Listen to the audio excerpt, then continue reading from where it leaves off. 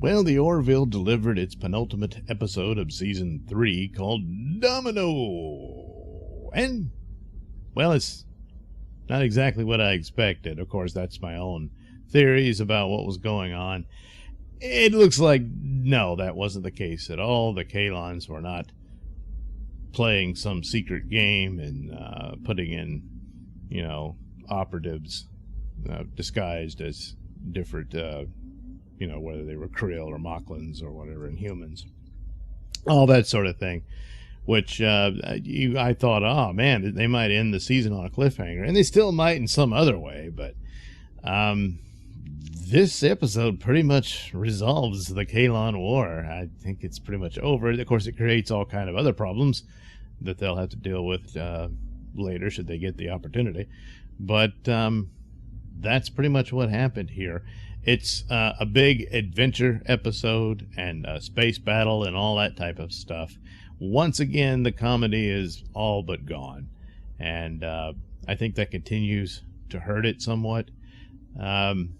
Just on its own identity. I know it wanted to go beyond just being a parody, and that was fine, but I still thought it could be a comedy beyond that, because you've got some comical characters in there that are really, really good at it. But so far, that's all left up mostly to Gordon and scenes where, I don't know, like Isaac misunderstands something and that kind of thing.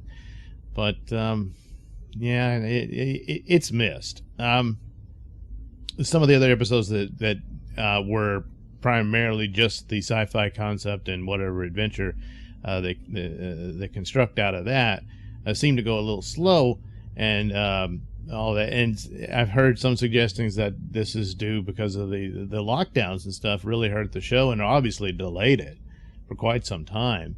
And so perhaps they couldn't do it the way they really wanted to, and it hurt the production, and perhaps that's the case. But it does come across as kind of odd and sometimes in some of these episodes, and yet they still managed to do some really good ones.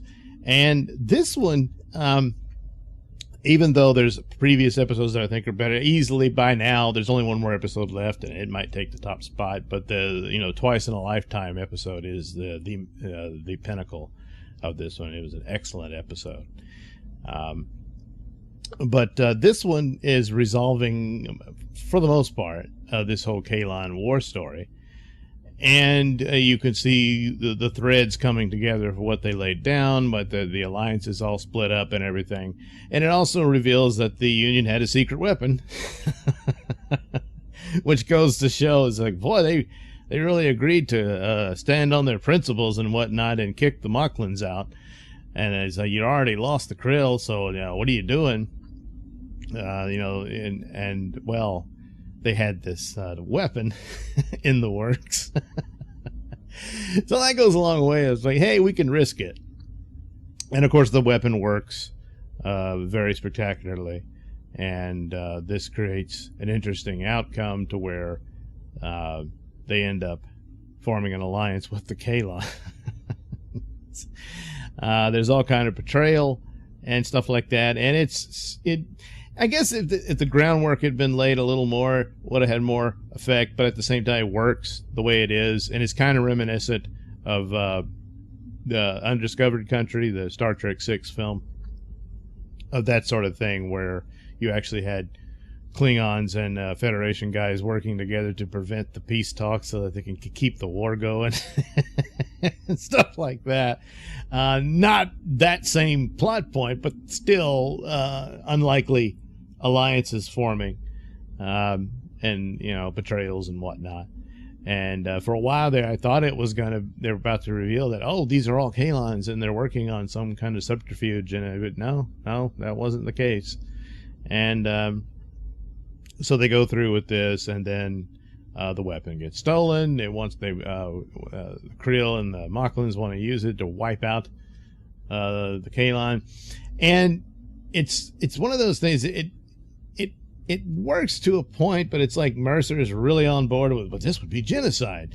And granted, the Orville crew has lived with Isaac, and for the most part, they went through their difficult phase, but they pretty much forgave him.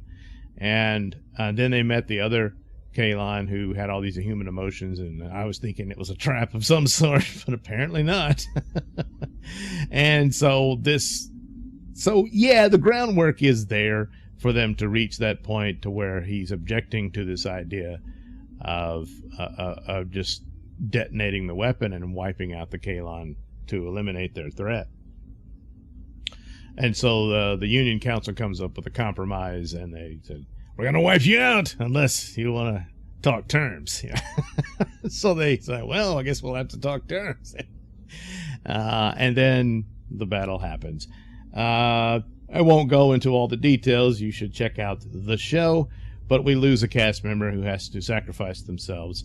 And in some of that, I thought at least like Isaac would have made the effort. So it's not Isaac who does it to save this crew member and all that. But it is interesting how they did this.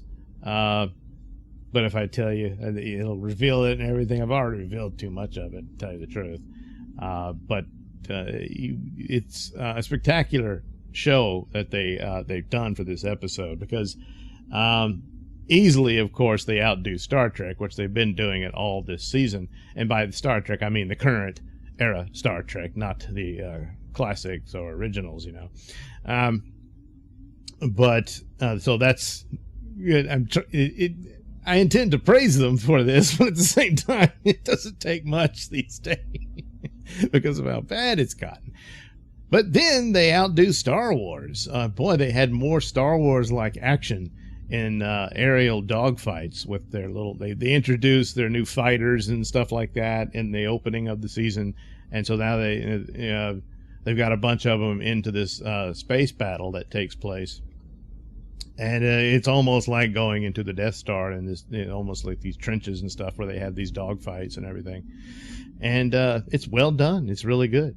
And all that stuff. So it's like, because you don't get a whole lot of that from the latest offerings of Star Wars. You might get a little bit of it with Mandalorian, but not so much anything else. So it was really cool, and especially for a show that I wouldn't, because you would expect the Star Wars productions to be more elaborate and spectacular and all that, because I just assume they have the money and the technical skill and crew and everything. But after seeing Obi-Wan, I realized they don't. Not really. Yet here's little Orville, and there's massive fleets are fighting one another, and then there's these dogfights with their, space fighters and all that stuff. That it was incredible and very well done, and so it's a cool looking show. So it wins on a lot of those elements. There are things I wish were there that aren't. I did get to see them pop up in some of the episodes, but for whatever reason, if it was a creative choice or if it's just because of the lockdowns stumbled them here and there and they had to get around things and not enough time or what have you, I don't know. Okay, so that's what happened. If that's what it is, then I mean, it's like, well, they did it's a pretty good job with what they came up with, But as a creative choice to just abandon the humor completely like that, some episodes it calls for it, and certainly this one, which ends very sadly, despite their victory. Well, of course, there's another episode, so But anyway, it's understandable to some extent, but that's for particular scenes and whatnot. But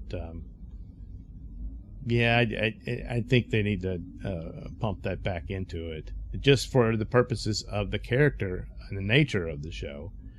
Serious moments certainly can be done, but not at the expense of the humorous elements that Orville introduced, to give it its own character, besides just being, well, here's the better Star Trek to Star Trek, So anyway, it's not a bad episode. It's not as good as some of their better ones, but it's pretty good, and really spectacular battles with their war that apparently is over, or may have caused another one, but we'll see how that turns out. So there you go, Domino.